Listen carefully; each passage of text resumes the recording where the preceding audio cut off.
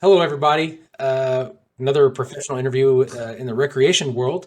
Today, we're joined by Bob Ratcliffe. Bob, how you doing? Pretty good. How you doing, Michael? How's the I'm weather doing. back there? I'm doing pretty good. It's I'm sitting here to my, I can see the sun shining on you, and I got the sun over here, and I'm like, it just makes me feel good when the sun's out. Yeah, It just, yeah. I don't know what it is. So Bob, tell us a little bit about what you do, where you're Sure. at as far as your career. All right. Well, my name is Bob Ratcliffe. Official title is Chief of Conservation and Outdoor Recreation Programs for the National Park Service.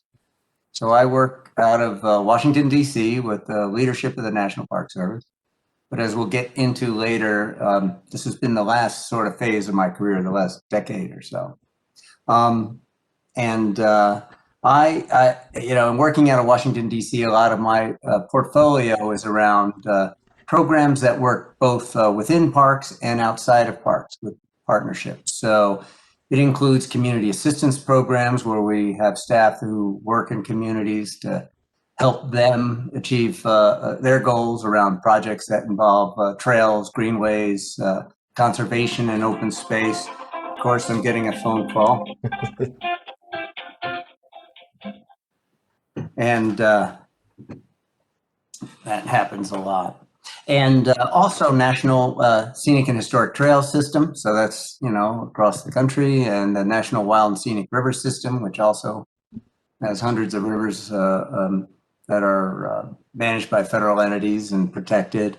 And then, grant programs and other things that we work in providing technical assistance, both to and outside of parks. So it's a really cool portfolio, and really have an opportunity to explore all sorts of elements around conservation, sustainable outdoor recreation, visitor use management, recreation use policies, and partnerships. So I've really enjoyed it, and do have the opportunity to travel around the country. So that's kind of exciting too. So that's what I do for a living. And of course, my training was in outdoor recreation planning and natural resource management, and collaboration. But that's training. That's not necessarily what I did for a living for a Yeah. long time. So, Well, yeah. we're so to we'll take it back from we'll go back a little bit. Where are you originally from? Well, I'm from the wilds of New Jersey. So I grew up in suburban America. If you've seen The Sopranos, you kind of have an inkling of the community I was raised in and grew up in.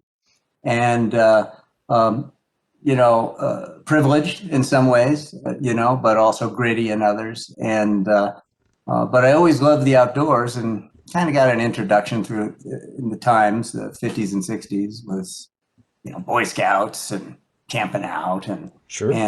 hunting and fishing family and that sort of thing. And so I always loved the outdoors. But as soon as I was old enough, turned 18 and graduated high school, I headed west. And so that's why I wanted the wide open spaces, the sort of the freedom that it represented at the time. And and of course, the context is the 70s.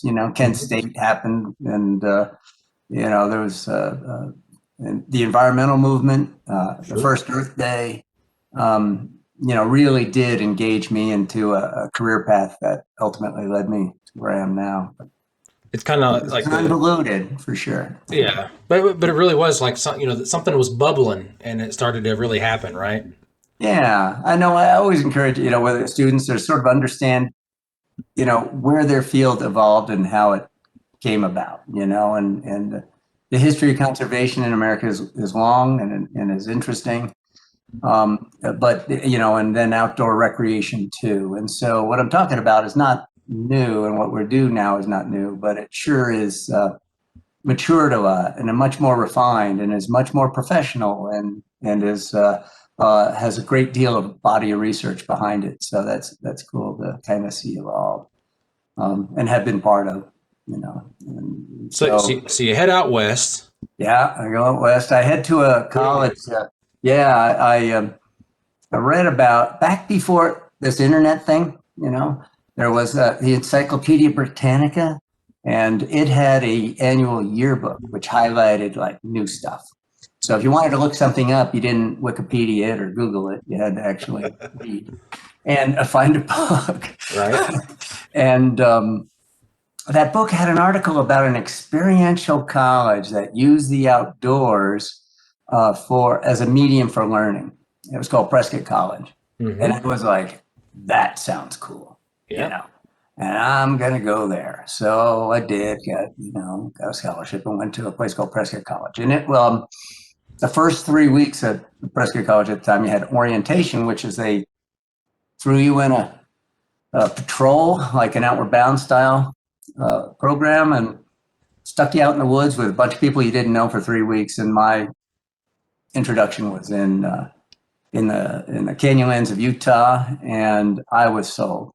I was like, this is cool, and that sparked this lifelong interest in outdoor recreation, outdoor education programming, and so forth. And I got my bachelor's there, and then I worked for Outward Bound. I worked as a river guide, ski patroller, anything that would keep me outside and active, and seasonally for the Park Service. I was a wilderness ranger in Alaska and Utah and Colorado and Arizona and all over.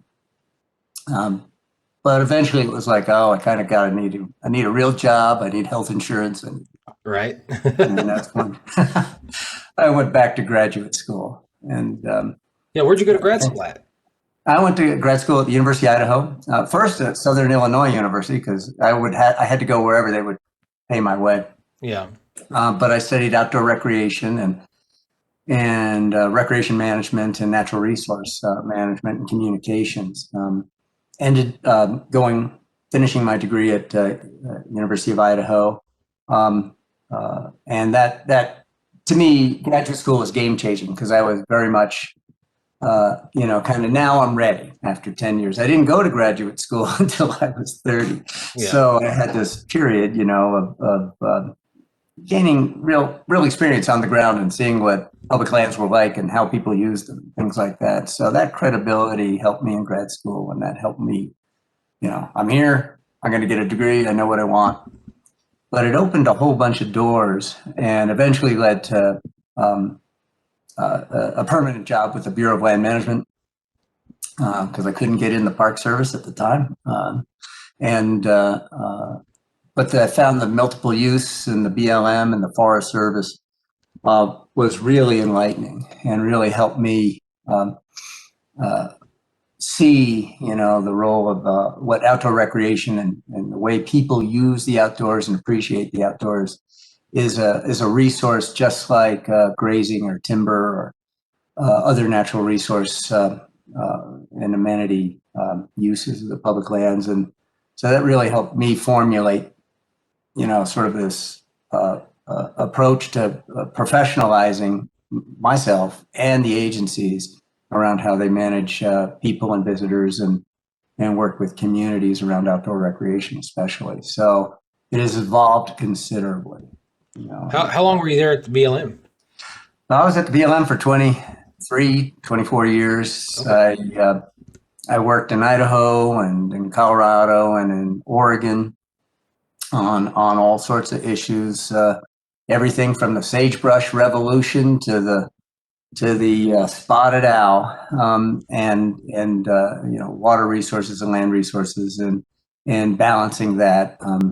I helped BLM develop it. Chad worked in it. The National Conservation Lands program, where that really was a shift for a multiple use agency to move into conserving and protecting land. So was lucky enough to help shape that and drive that for the agency. So that was really rewarding. I eventually ended up coming back to Washington after being an outdoor recreation planner in the field, a wilderness planner, a natural resource planner, and headed up the BLM's recreation and visitor services programs, and eventually became deputy assistant director for all resources for the BLM. And that's where I was when I got the opportunity to come over to the Park Service about 10 years ago now.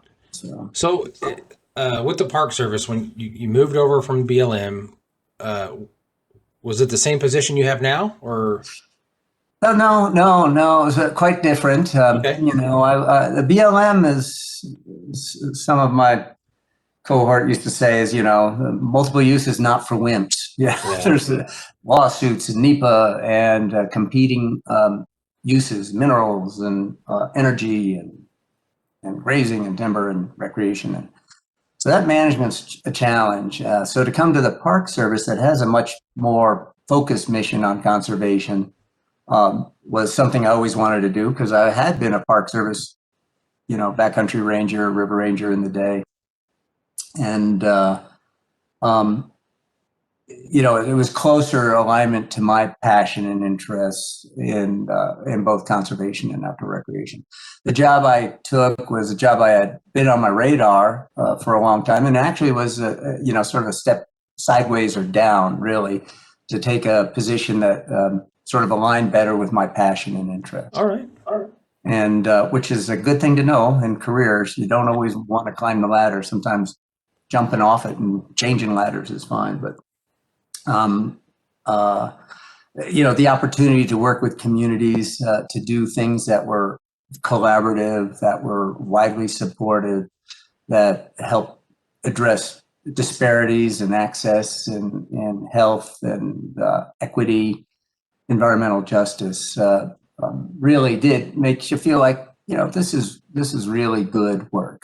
And so that was exciting. And then the cachet of the Park Services, everybody loves Park Service. So it's like if I'm wearing my Park Service vest, old ladies give me their seat on the metro and things like that. But no, it's very rewarding and a great tradition and culture of an agency, and the BLM is too. They all are. Forest Service.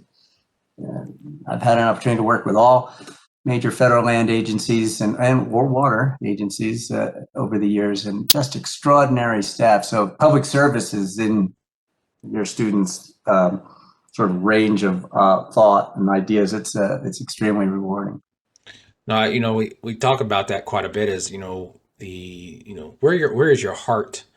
Because if you and I don't want people to think that you got to be poor, but if your heart's in the making money, then that's just a different direction.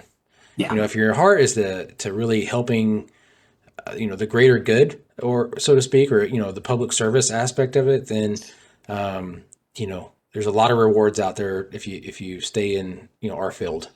You got to think about what gets you up in the morning, makes you excited, and gives you energy. And I think that's really important. And so that is passion, following your passion and exploring things that you're interested in, and having the flexibility to do that. Public service, you have to do a lot of things you don't particularly want to do. That's I got life, my, right? Yeah. as I tell people, I got my career digging outhouse holes. That's not super exciting work, but it's essential. Yeah. And I'm still dealing with crap in a lot of ways. It's just a little different. So no matter what you do, you have to deal with the good, take the good with the bad. But I think a lot of people think you have to find a job that fits you. And in a lot of ways, you can find a job and then make it fit you. And Yeah.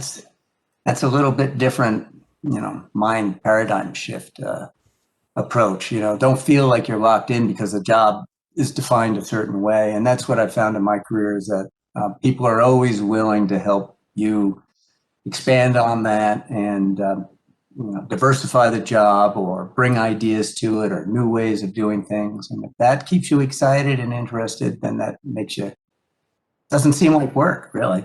you know.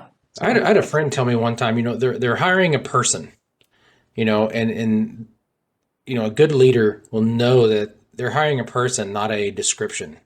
And you want that person to, for lack of a better term, bloom, right? Mhm. Is it kind of, so I think about what, when you said that, I was thinking, you're exactly right. Is you want to make the job who you are, not make yourself who the job is, kind of thing. Yeah, don't be constrained by parameters you perceive. I mean, that's that are there. And a lot of times you'll have good bosses and bad ones, you know. Yeah. You'll have people that encourage you and people that may not encourage you so much.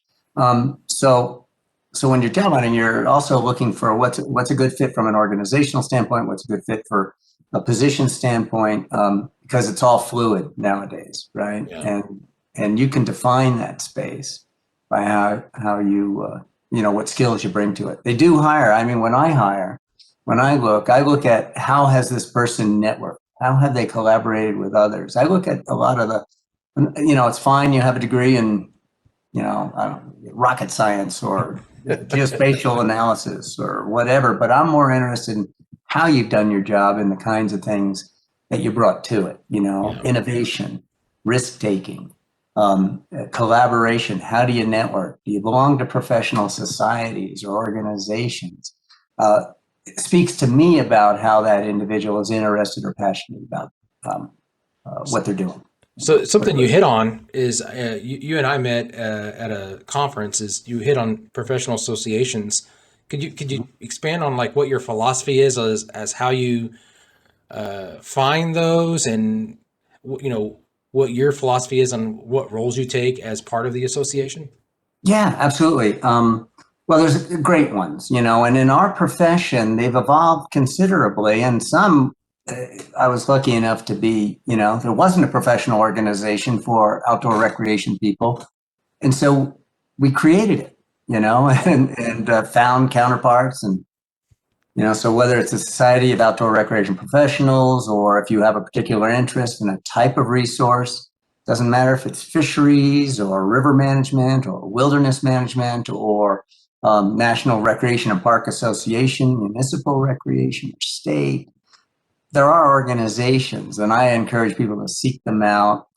It's the networking and what you learn from peers, and then the relationships you build over time that benefit you most. Because there's no problem you'll meet in your career that someone else has not had that same problem Right. previously. So whether you know it's in the conservation realm or the recreation realm or the resource management realm, there are people out there that if you can find them, and the best way to find them is to network through these organizations. And then you know, like you, Michael, you know, it's there's these different spaces. There's practitioners, you know, people in the field doing the rangering, doing the research, doing the monitoring, that have specialties and backgrounds in natural resource management, hydrology, you know, geospatial sciences. They're the practitioners, but then the world of academics and research informs that work, right, and helps that. So that's a whole nother dimension. But I found in my career it's been most rewarding dealing with the person who is digging the outhouse holes or being that person, you know, and the people who are around recreation theory about, you know, how human waste management is dealt with, right? You know, and what the practices are and the evolution of that. So don't think it has to be in one alley. You know, it's in all the contributing. Who's the stakeholders who are involved in that profession, in that area of expertise. So I really encourage networking, and frankly, that's what graduate school helped me with. That I had networks, but it was, you know, exponential after I, you know, went on for an advanced degree. But you don't have to, you Yeah. know, at all, right? And so I encourage that. And there are a lot out there, a lot of different organizations. Sure. And you know, as I think also it's a good place to find mentors, right? Is Oh, and absolutely. I think Yeah. about like the people I still talk to, you know, day in and day out, and you know, former professors here and there, but overall, it's people I've met at these conferences that, whether I latched onto them or you know, or begged them or whatever it may be, but you know, these people are, it leads me to another thing is people in our profession are awesome. Because anytime I ask folks to help me out with a Well, there you go. professional interview, right, I get a lot of sure, you know, whatever you need, and I love Yeah. it. Yeah. No, it's when I, you know, talk about networking, it's both, um, to enhance your career and knowledge and abilities, but it's also to help others. So you have this sort of ongoing obligation in both or all directions, and one thing, people love to be, talked, be asked for advice. Mm-hmm. Advice is free, it's easy, and to listen and weed through what's good, what's bad. Not all advice is good, but in through the outdoor recreation ecosystem, I'll call it. There's a lot of people with a lot of knowledge, and so sort of knowing what's happened before is helpful. So you're not repeating the same mistakes, or not following a path that's going to lead you to success. I think that's where wisdom does come with age and experience, absolutely. And so tapping that is important, but it's not the only place to gain wisdom. Sure. Information. But. Well, tell me a little bit more about what you do now in your current role. Yeah, no, it's been very interesting.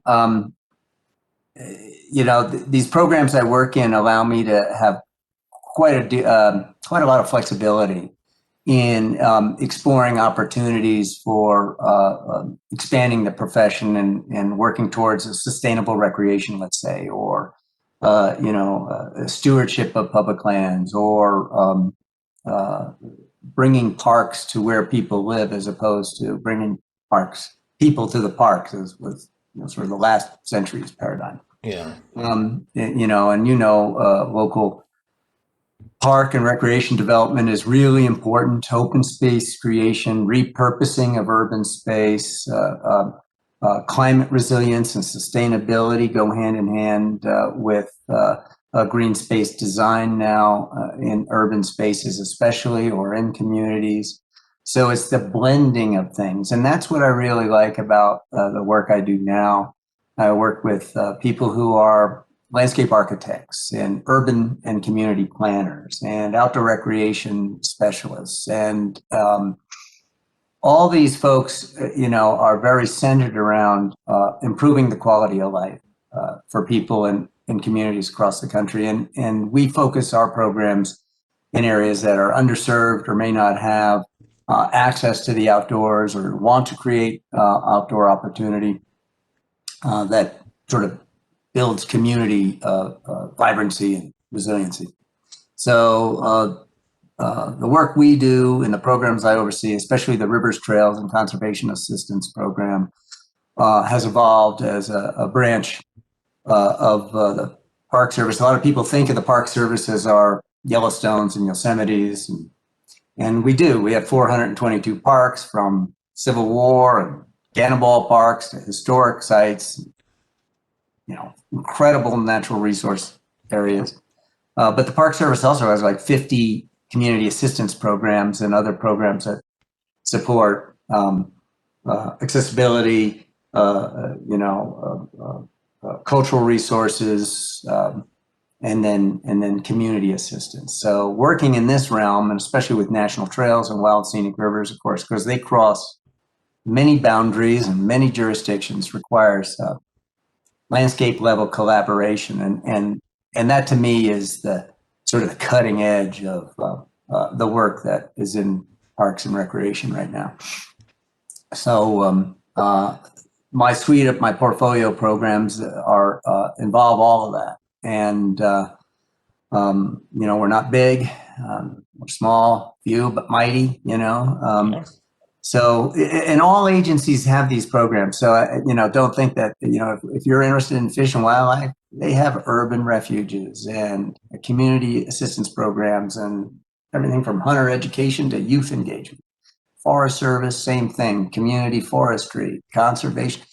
So sometimes you think, oh, that agency just does X or Y. Really understand sort of the breadth and scope, because we have tons of authorities and bunches of programs that span all of that. And it's not just at the federal level, it's at the state level too. So if you're looking at public service, there's local, state, and federal, and we all operate in this realm, and so that's what makes it exciting about the work I do now. I get to crosswalk with other agencies, collaborate with the EPA and FEMA,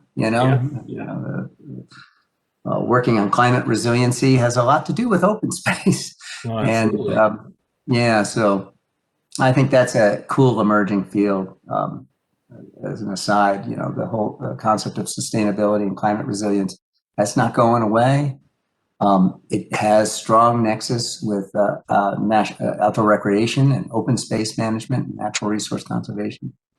And I've been particularly interested in health, the nexus between community health and wellness and well-being and open space. And you just have to look at what COVID has generated, this Yeah, no super joke. huge renewed interest in being outdoors. And the CDC and health researchers, documented what all our mothers and parents told us, go outside, it's good for you. Well, it happens to actually be now, and there's real science behind it, so that's very exciting for the field, for sure. And Yeah. again, a whole nother sort of trajectory of where you can merge interest in outdoor recreation with community health and individual wellness and all that kind of stuff. Yeah. So that's what's exciting nowadays, that kind of work.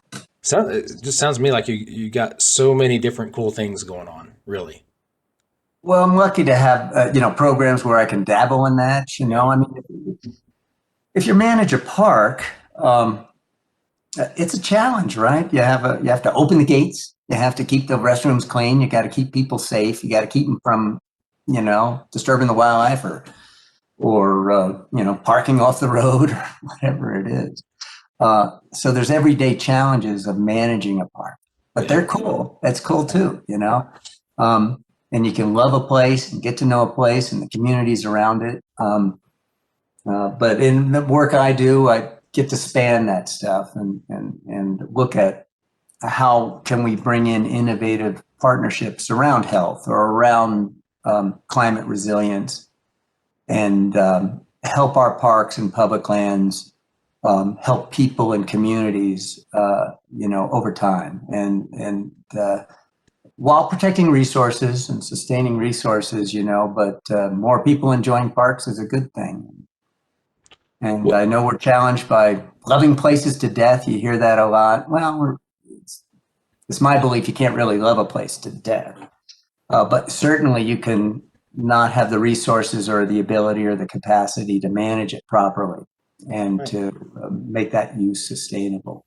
And that's the challenge right now, because they're not making more land, but they sure are making more people, and that's the conundrum, right? Yeah. Preserve, protect, use, and enjoy, and that's where Park Service is forever going to be in that. Yeah. So I like working in the interface there. Yeah, and I think that the grinding is a good way to look at that too. Is sometimes it is a grind. Yeah, Um, it doesn't matter if it's e-bikes. That's all. We saw that coming a decade ago, and now we're trying to catch up on policy and figure out how recreation technology can be managed and accommodated. Whether it's drones or e-mobility or these are all ongoing challenges. They're not going to go away. They're going to keep inventing these things, and so how people enjoy the public lands is continually evolving. And presents challenges, right? sure. So, yeah, that's the fun part. Um, so a couple questions before I let you go. The first one being maybe the most important one, to be honest, is in overall, if you weren't working, with a Park Service or BLM, and let's just say maybe you got a chance to start over, or maybe you got a chance right now, what would be your dream job? Well, I think I'd be in it, but I feel lucky in that respect. But if I were, a student now, going back to school, and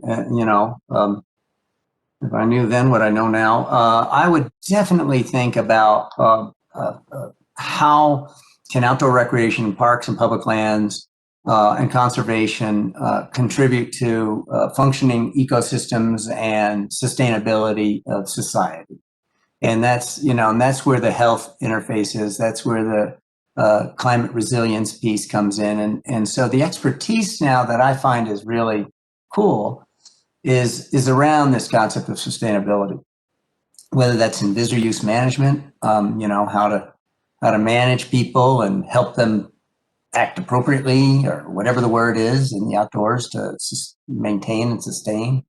But it's also in this, arena of environmental sustainability and environmental services that the public lands provide: clean water, clean air, outdoor space.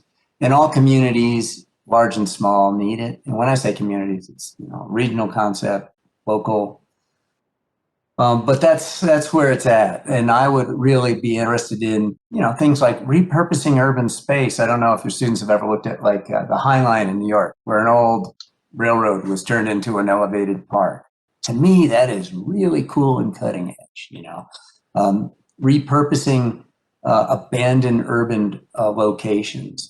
The greening of Detroit, I think that's fascinating. Like, I believe Detroit will be one of the world's greenest cities in 20 years.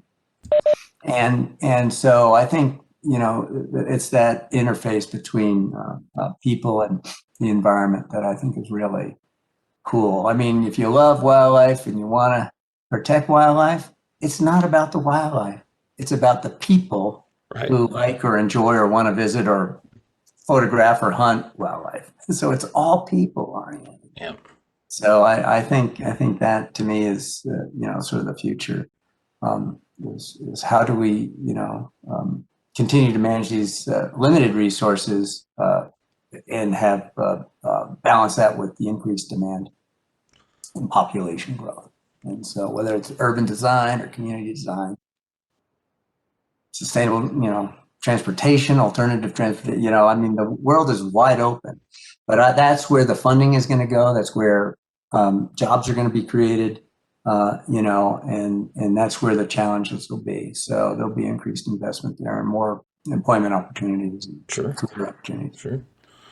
Well, before I let you go, the last question I have is, if somebody is watching this, whether it's a young professional or a student or whatnot, and they're like, oh man, he's had such a cool career path, whether it be from, choosing to go to Prescott or, going into BLM after your time at Idaho or, into the Park Service now.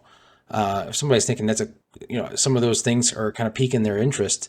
Do you have any bits of advice or things you wish you knew or things you wish you had done along your way to that might have helped you, or advice just for somebody going in a similar path, I guess? Yeah, I think I would have, started my networking sooner, around professional sort of interests. I would consider, but not consider it mandatory, looking at advanced education in the fields that I'm really interested in, because, that's what can lead to expanding opportunities for yourself. I think that one thing people can never take away from you is your credibility, right? And so it's okay to take that position where you are, like I did, digging out households or things that you would feel like, I went to college for this. Because that gives you a grounding and a credibility that will Sure. be with you the rest of your life, and an understanding too. So no matter what that field is, I really think, especially in public service, the value of having on the ground experience. You can go into policy and theory and legislative affairs and other things, but if you don't really know the resources you're writing policy for, then that puts you at a disadvantage. And so I think that's important. So I wouldn't change that, but I would really think about how, what I'm choosing to do today. I would say sometimes it's better to take a job that pays less, but you'll learn more, or pursue a career experience opportunity. If you're interested in federal service, state too, but I'm more familiar with federal agencies. There's a lot of career experience programs out there, pathways programs, direct hire authorities, public land corps, conservation corps, are all ways to enter federal service and give you an advantage in hiring. or give you career experience that then, as you said, Michael, people look more like, what are you as a person? What have you done, and how have you contributed? And where, what are the things that you're interested in doing? I mean, you can work for McDonald's, or you can work in a service industry job, but and make more money sometimes than an internship or a fellowship. But thinking about how that can um, uh, be valued in your career to get you to that next job, which, and you, nowadays you don't have to be stuck in one career path, right? It's You're right. sometimes easier to change and adapt and grow and think of it as a journey, not a destination, but definitely think about how, you want to, enhance skills that'll contribute to the mission of that particular agency or that particular program. And there's lots of opportunities in the private sector, lots of opportunities in the nonprofit sector to work in the space that we, you True. teach about and what the students might be interested in. So don't limit yourself, cast your net wide. Think, if you want to work in the Park Service, well, you might look at the BLM or the Bureau of Reclamation, or NOAA manages marine sanctuaries, for crying out loud. Yeah. The U.S. Army Corps of Engineers has incredible recreation resources. So it's not just but then you can shift around. Once you get into federal agency, it's easier to move between agencies, for sure. Yeah. That's what, I try to, when students ask me, what should I do? And, you're often in a hard place. You want to give them, you want to give them a good gentle push, right? You're like, this is some good stuff, but you don't want to direct them too much. But when they talk about that, I'm like, you know what? Go explore. Yeah. And you said exactly right, Bob. Like, you're not stuck. Now more than ever, you can transfer out, whether it be another agency or out of the service or the federal service in the state, whatever. Now more than ever, there's so much flexibility with that.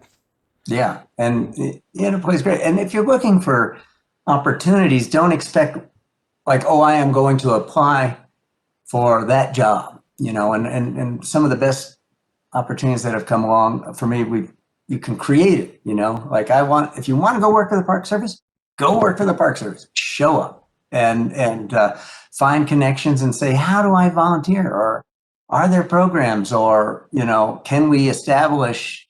Even with my programs, we have internships of all kinds with universities across the country.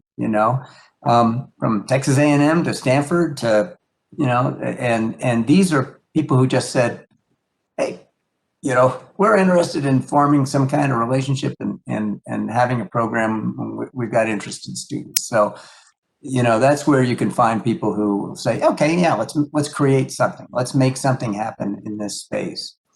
Whether there's so many cool examples, whether it's, I'm really interested in, I'll make it a health recreation nexus. Okay. Yeah. All right. Do you know the CDC has a healthy people, healthy, and we have a healthy parks, healthy people program, and they need help, Yeah. and so don't be limited what you think is existing and out there. You can create stuff. So that's one of the things that people should know. Well, yeah. Well, Bob, thank you so much for taking time today. I know I Yeah, told you this was going to be no, about 30 appreciate minutes it. and you didn't believe me, and you were right. It never is. But no, if any of your students want to reach out, got an email you can share with them, Yeah. there are tips and techniques and resources out there to help navigate the federal employment USA jobs framework. Yeah. And if in the field we work in, there's only 2 degrees of separation, right? So if you or I don't know it, we certainly know someone who would, whatever that topic is. Yeah. So yeah, feel free to share my Absolutely. address. If I don't get back to you, if you email me and I go, radio silence, It's because I just missed it. And so you just ping me again and say, how about that email I sent you 3 weeks ago? Where are you?